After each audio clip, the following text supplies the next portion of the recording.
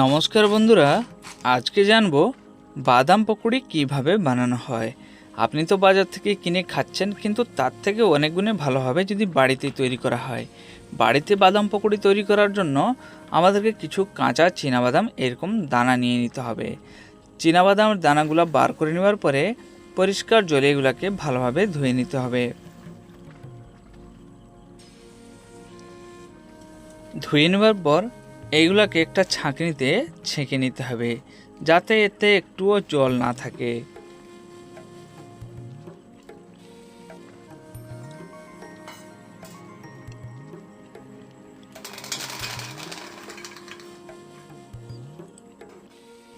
এবারে এতে একটুখানি লবণ দিয়ে দেবো, একটুখানি হলুদ গুঁড়া দিয়ে দেবো, একটুখানি কাশ্মীরি লঙ্কা গুঁড়া যেটা আমরা কালার করার জন্য দেব, কিছুটা আদা রসুনের পেস্ট দিয়ে দিতে হবে। এগুলাকে গ্রাইন্ডিং করে দিলে সব থেকে ভালো হয়। এবারে এতে বাদামের পরিমাণের হিসাবে বেসন দিয়ে দিতে হবে।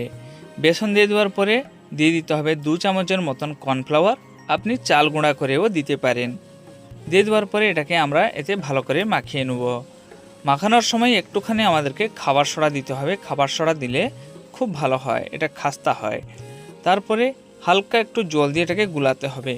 বেশি জল দিয়ে গুলাবেন না, অল্প অল্প জল দিয়ে গুলাতে হবে, যাতে এটা একটু মোটা থাকে। পাতলা হলে বেসনটা বাদামের গায়ে লাগবে না। এবারে কড়াই আমাদেরকে তেল দিয়ে এইরকম একটু একটু করে ছেঁকে নিতে হবে, মানে একটা একটা বাদামকে এরকম করে ছেঁকে নিতে হবে। একসঙ্গে আমরা বেশি বেশি করে ছাঁকবো না, কম কম করে ছাঁকবো। কিন্তু মনে রাখবেন প্রত্যেকটা বাদামকে আলাদা আলাদা করে এরকম ছাঁকতে হবে। গ্যাসের আঁচটাকে মিডিয়াম করে রাখতে হবে। গ্যাসের আঁচটা বাড়ানো থাকলে বেসনটা তো হয়ে যাবে, কিন্তু ভিতরে যে কাঁচা বাদামটা রয়ে গেছে সেটা কিন্তু ভালোভাবে হবে না। আর সেটাকে ভালো করতে গেলে বেসনটা পুড়ে কালো হয়ে যাবে। তাই মিডিয়াম আঁচ দিয়ে এটাকে ধীরে ধীরে করে ছাঁকতে হবে।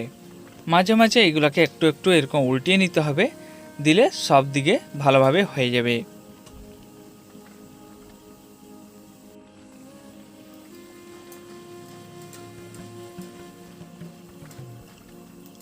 যখন ধীরে ধীরে এটা লাল কালার হয়ে আসবে তখন এটাকে ছেঁকে নিতে হবে। কত সুন্দর কালার হয়েছে দেখুন। যখন এইরকম কালার হয়ে আসবে তখন এগুলাকে ছেঁকে নিতে হবে।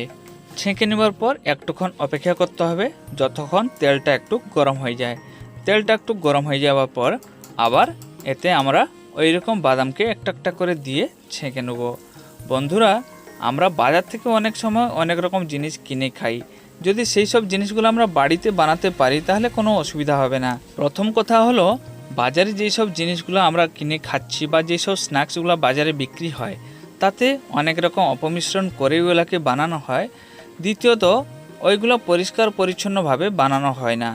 যদি আমরা নিজের বাড়িতে পরিষ্কার পরিচ্ছন্নভাবে বানিয়ে এগুলোকে খাই তাহলে আমাদের শরীরের পক্ষে খুব উপকার আছে।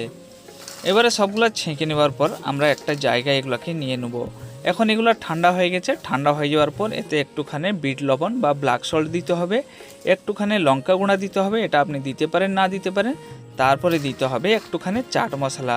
চাট মশলা দিয়ে দেওয়ার পর এটাকে ভালোভাবে এর সঙ্গে মিক্স করে নিতে হবে, যাতে সবগুলা ভালোভাবে মিক্স হয়ে যায়। এটা গরম থাকার সময় আপনি এই সব মশলাগুলো দিয়ে গুলাবেন না, যখন এটা ঠান্ডা হয়ে যাবে তখন এরকম মশলা দিয়ে গুলাতে হবে। গুলানোর পর তৈরি হয়ে গেল আমাদের বাদাম পকোড়া।